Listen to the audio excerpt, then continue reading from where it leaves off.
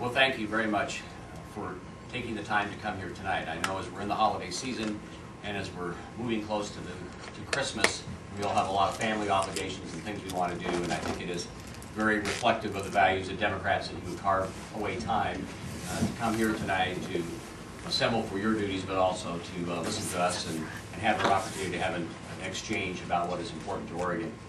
I hope you made your Christmas list good. I understand that the Republican leadership in Oregon has already made their Christmas list for Santa Claus.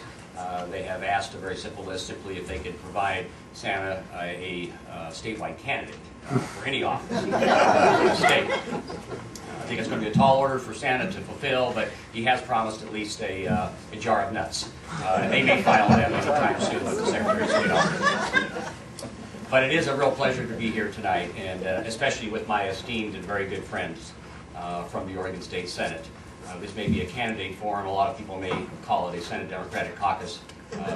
We are all very good friends, and we have all worked very, very hard to make a better Oregon.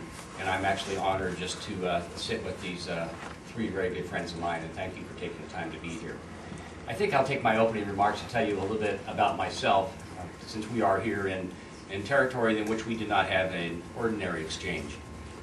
You heard a little bit about my biography, but I think there's a little bit more to why I was engaged in public service that takes me to the day today where I am asking for your vote and your support as Secretary of State.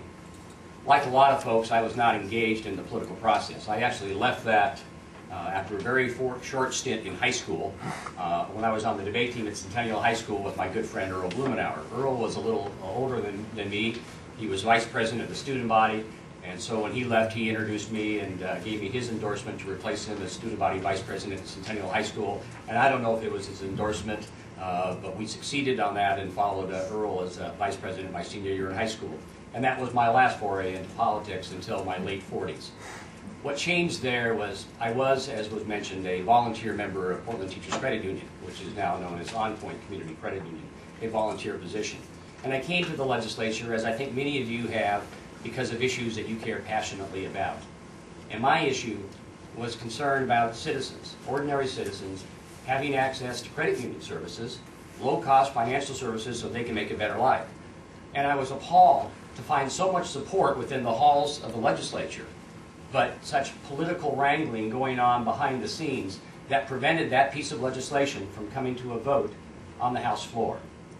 As a result, and one of the things you have to be very careful of, as you all know, is that when you show your anger, someone may suggest that, well, maybe you can do a better job and you should run for the legislature. Be careful what you say in a very, very heated moment. But I accepted that challenge, and as a result, decided to run for the Oregon legislature in 1998 with the help of thousands and thousands of credit union volunteers and consumer advocates. I was successful in winning a seat that had not been held by Democrats for 25 years.